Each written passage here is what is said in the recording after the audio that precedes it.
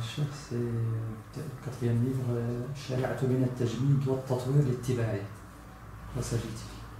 La législation islamique, ou alors la charia, parce que c'est connu sous ce nom, la législation islamique entre la stagnation et le classicisme évolutif, ou l'évolution classique. Alors, parce que pour la traduction, j'hésite entre les deux, je n'ai pas encore traduit le livre, je ne pense pas pouvoir le faire, ce sera au traducteur un jour de choisir, parce que pour chaque traduction, il y a une connotation. Et tous les deux, dans le titre arabe, sont présentes. En français, il faut choisir. Il s'agit de décrire la phase cruciale. Et la phase où on avait réellement à prendre des décisions d'une importance capitale pour tout le processus d'évolution de la communauté des musulmans.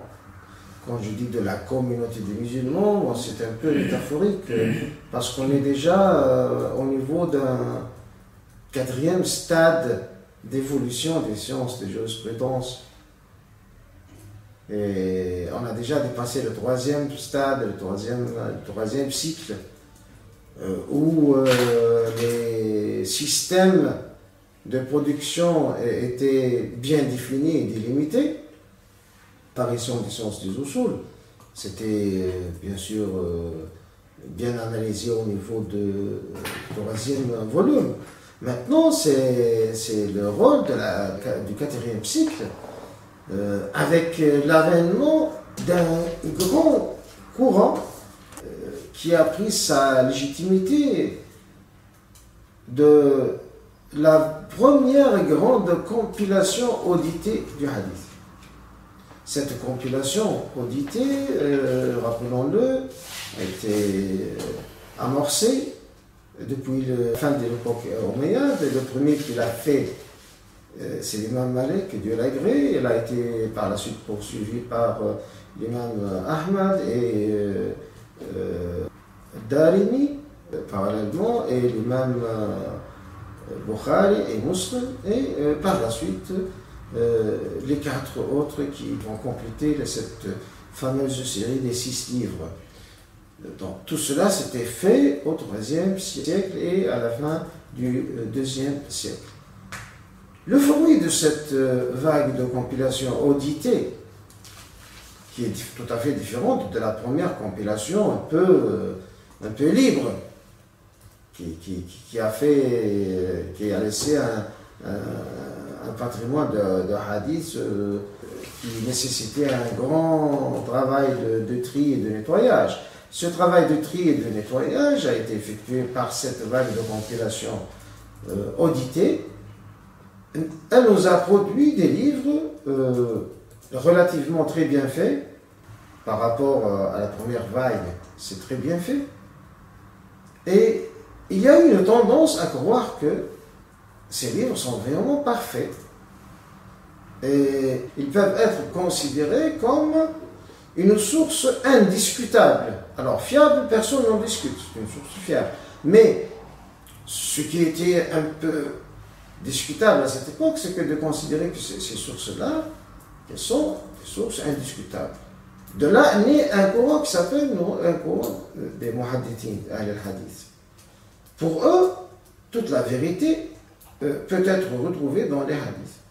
Et donc, que ce soit au niveau de la doctrine que au niveau de la jurisprudence, les hadiths priment même sur le texte coranique. Pourquoi ? À leurs yeux, parce que c'est du mufassal, c'est du explicite, comparativement à quelques versets coraniques qui ne seraient pas explicites. Donc, les hadiths, elle explique. De ce côté-là, il avait raison. Mais généraliser pour faire du hadith quelque chose qui a un pouvoir d'interprétation et une priorité même sur le texte coranique, ça, ce qui a été discutable et ce qui a été d'emblée refusé par l'école médinoise du moins. Et ce qui a fait les premières différences. Même à l'intérieur des écoles, là, des 4 écoles de jurisprudence dites de la majorité, par exemple les Malikites, les Hanafites, les Shafi'ites et les Hanbalites, à l'intérieur même de ces écoles-là, on a vu la naissance des courants différents. Selon que ces courants-là acceptent ou refusent ce grand postulat des muhaddithines. Et donc, à l'intérieur de chaque madhab, on a vu l'apparition de versions textuelles ou textualistes ou littéralistes qui étaient parfois fidèles au fondateur, comme dans le cas de l'école hanbalite, ou encore plus d'indulgence shafi'ite, mais pas du tout fidèles à l'école médinoise malikite. Parce qu'il faut toujours se rappeler que pour l'imam Malik, la tradition médinoise prime même sur les hadiths sahih. Il a écrit des hadiths dans son Muwatta qu'il a laissé de côté au niveau de la déduction de jurisprudence. Parce que il dit que ces hadiths-là, ils sont sahih, ils sont corrects au niveau de leur chaîne de transmission. C'est pour cela que je les mets dans mon Muwatta, mais ils ont été laissés par la tradition médinoise, donc je ne peux pas les prendre. Donc, à ce point, l'école médinoise était intransigeante envers ce courant des muhaddithines-là. Mais, quand même, il y aura parmi les malikites des gens influencés par ce courant des muhaddithines, et c'est là où il y a eu l'apparition des malikites dits littéralistes, par la suite qui vont apparaître au niveau des mourabitines, des mourabides. Ils vont nous donner une version puritaine et littéraliste du malikisme. Et malheureusement, c'est cette version-là qui a été bien reçue pour la grande population, parce que c'était une version très simple, et il suffisait de regarder les hadiths et tout ça. C'est pas quelque chose de compliqué, c'est quelque chose de très savant, comme l'original. L'original, c'est très savant, c'est très sophistiqué.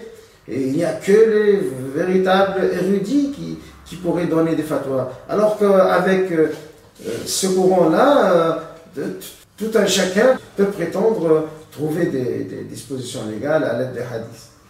Donc c'est plus populaire, quoi. Et c'est une sorte de populisme, en fait. Donc c'est la 4e phase, ou le 4e cycle de la jurisprudence, qui a connu donc l'apparition d'une école d'ailleurs juridique qui peut être le symbole de ce courant de hadith, à savoir l'école des Zahiriyya ou des apparentistes, c'est-à-dire ceux qui prennent comme argument seule l'apparence des textes. Bien sûr, cette école a eu sa première émergence parallèlement à l'apparition des grands livres de Sihah. Son fondateur, Daoud al-Tahiri, est décédé en 270, mais son plus grand théoricien, celui qui a laissé des livres qu'on trouve jusqu'à maintenant, c'est Ibn Hazm al-Andalusi, celui qui est décédé au milieu du 5e siècle. Après lui, cette école va s'absenter, mais quand même, le mal est déjà fait, parce que ce cycle-là a été une prémisse implacable pour une longue période de stagnation. Donc là, on a assisté à un choix vraiment un choix capital, un choix historique. Ou bien on stagne, ou bien on évolue vers un classicisme prospère. Vous savez, le classicisme, c'est quelque chose de très prospère. La meilleure époque pour chaque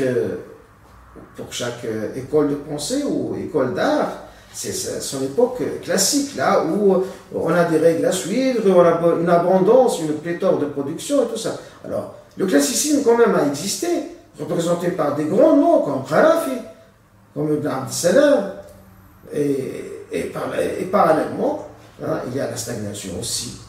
Mais finalement, c'est la stagnation qui l'a emporté et a empêché la jurisprudence de passer à son 5e cycle. Alors, là, ce phénomène-là, cette inhibition-là, a été décrite dans le 5e et le 6e volume, Qui ne sont pas édités. qui ne sont pas édités pour des considérations politiques et sécuritaires, parce que là, je faisais ces livres-là sur commande de l'université avec laquelle je travaille, et donc quelqu'un a lu quelques passages de mon travail. J'ai démontré que la jurisprudence là qu'il enseigne maintenant, elle n'a aucune légitimité, ni plus ni moins. Et donc, c'était une bataille, on m'a dit ça, les réformateurs m'ont dit, bon, moi, nous sommes avec vous, on veut se débarrasser de ça, mais quand même, il nous faut toute une génération. Hein. Donc, vous ne pouvez pas faire quelque chose qui n'aura pas d'audience, et finalement, ça sera contre-productif. Ça, c'est concernant les missions des écoles marginales. Mais même au niveau des écoles centrales, des écoles qui font la majorité, telles que les Malikites, les Chafi'ites, aussi, dans cette période-là, on a eu cette domination de la stagnation sur le classicisme. Il y a eu quelques éclats de classicisme, mais c'était des petites parenthèses. La grande décadence, c'est plutôt une stagnation. Avec quelques petites parenthèses de classicisme, et telles que Sebki par exemple. Donc, mais le plus important de tous, qui a été occulté parce qu'il était avant son temps, c'était Abu Ishaq al-Shatibi, à la fin du 8e siècle, oui, 795, il est décédé. Il a fallu attendre la fin du 13e siècle, c'est-à-dire la fin du 19e siècle de notre ère, pour qu'on revoie encore son œuvre, et avec la mise et l'édition, et la nouvelle édition de son œuvre, la jurisprudence a retrouvé son 5e cycle, après une absence de plusieurs siècles. Et là, on va retrouver ce 5e cycle avec la grande renaissance, qui était réellement une renaissance en deux mots, re-d'union, naissance. C'est ça ce que j'ai expliqué dans le 7e volume.